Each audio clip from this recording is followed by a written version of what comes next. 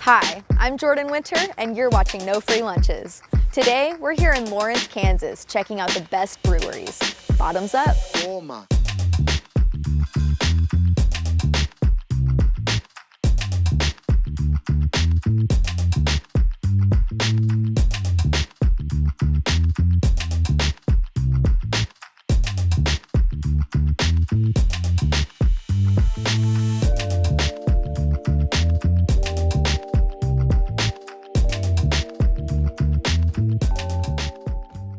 We're here at 23rd Street Brewery, out west, off 23rd Street in Castle. More than just a great place to catch a game, 23rd Street's seasonal microbrews and tasty pub fare are truly a 1-2 punch.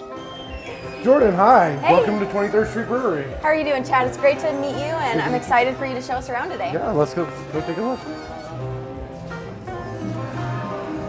Thank you. Let's go upstairs where the magic happens. I guess every day is leg day around here, huh? Yes, it is. It's one of the fun parts about having a brewery on a mezzanine. It's a unique challenge. We're a very unique building. I think that's one of the charms of the restaurant is that it's very unique.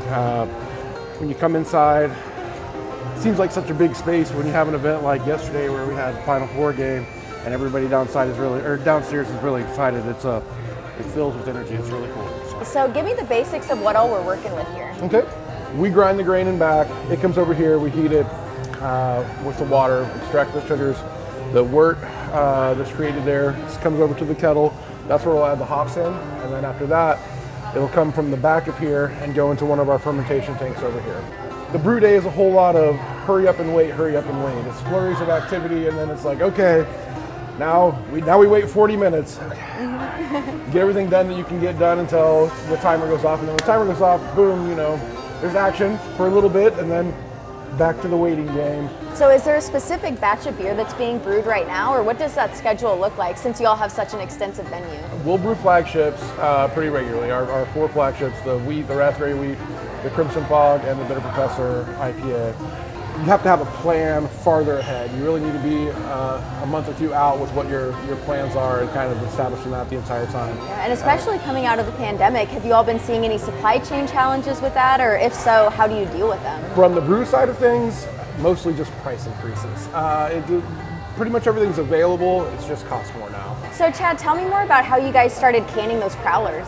We looked at it as it's a superior way of packaging to-go beer. For one, it's a slightly smaller serving size, and it's a little more reasonable for somebody to have, when you mow the yard on a Tuesday night or something like that. But also, they're completely sealed. They're airtight, just like a can of soda or whatever you would buy at the store, as opposed to the growlers that we used in the past. And I'll tell you, we've had the growler machine, I believe, for about 6 years now. But during the pandemic, it really was a big deal because everything was to go. If there was anything good coming out of the pandemic, it was to-go drinks. I know, right? Total game changer. Well, should we go ahead and head downstairs to the kitchen so you can show us around? Check it out. Wheat cram on a Friday, Saturday night. There will be 7 guys back here, all dancing. And, it's a lot of fun. Working a line with the guys it's I don't know. It's like playing a basketball game or whatever. Like you're a team, and you got to be able to work together. And I on the one hand, I working upstairs is a lot more just paying attention to me, but I kind of miss those times. It's nice when things are going well. I miss those times. Yeah. Yeah.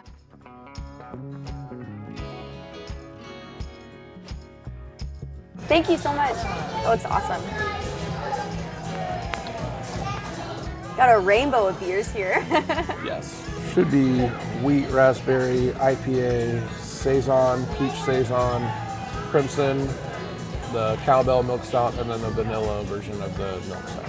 Well, I like to make a variety of things, and I enjoy a variety of beers, so it's cool because we don't stick to one thing. We can do a lot of different stuff. Cheers. Cheers. Do you notice different personality types that tend to order specific types of beers? I think of things like beer or food, very similar to music, where there's no right or wrong answer. If I like a certain band and you don't like them, we're both right. You know what I mean? It's a matter of opinion. Well, beer's the same way, and there's so many different things that, when somebody tells me they don't like beer, I'm like, yeah, that's like saying you don't like a certain genre of music. Maybe you just haven't heard the right song, Right, exactly. We have dark and roasty. We have dark and a little bit, slightly dark, like malty and a little bit sweet. There's fruity. There's bitter and hoppy. Like it ranges across the board. And so I can understand if you didn't like this, but you like that, or you didn't like this, but you like that. But to say you don't like any beers, it's like, I feel like you're not giving them a fair shot. And it's interesting. It's kind of like a big Venn diagram of all of these different characteristics that overlap and some things that make them unique. Yep, so. I agree totally.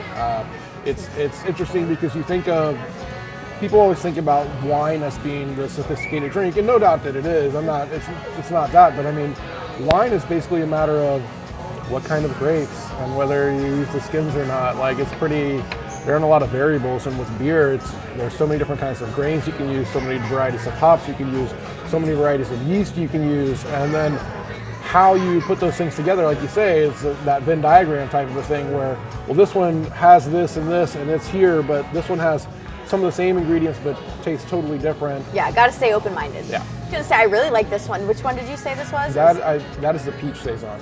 Peach, love it. Yeah. It's really good.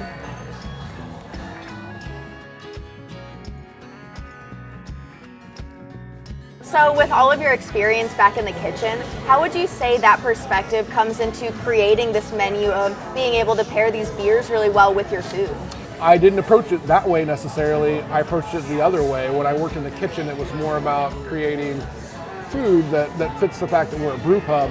And so because of that, our menu at this point is pretty well established, but it goes with beer well. And like it's varied enough that it can go with the different varieties of beers, but it's also, a lot of the things are made to go alongside beer. For instance, we tried the beers here. We have the peach saison. The reason that I put peach puree into some of the saison was because as springtime warms up, we start to see lots more salads with grilled salmon and grilled chicken on them, and lighter springtime type dishes being ordered. And so having beers on that reflect that and go with it seasonally, they'll match what we're selling from a sales perspective on the menu too. That's awesome. Two of our flagships, the wheat and the raspberry wheat. Easy, approachable beers. Great year round, but especially spring, summertime drinkers. They're nice and light.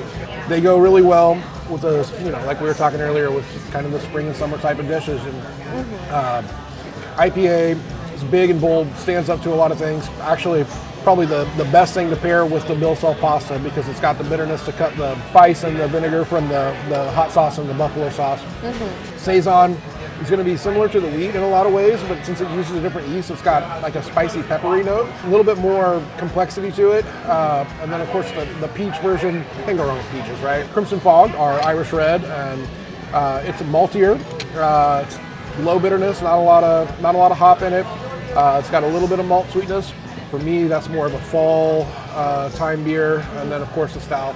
Fall, winter, can't go wrong though. It's got the chocolate and coffee kind of roasty notes going on, and I really like the way the vanilla version turned out. Nice, and I'm sure there's a lot that goes into the R&D of even just adding that vanilla flavor note to something. There is. Coming from the kitchen, I want to use good ingredients, and I want to use the real stuff. A lot of times you end up with extracts, and there's nothing wrong with extracts, but I feel like in the beers you can tell that there's a difference when you're talking about using the real product. So like for the peach saison, for instance, it's just pureed white peach. I mean, there's a lot of real fruit in it. It's pretty natural. But yeah, and which you can tell when you look at it, that's why it's hazier than the rest because of the pectins and the fruit. Yeah. But it's a lot of real fruit.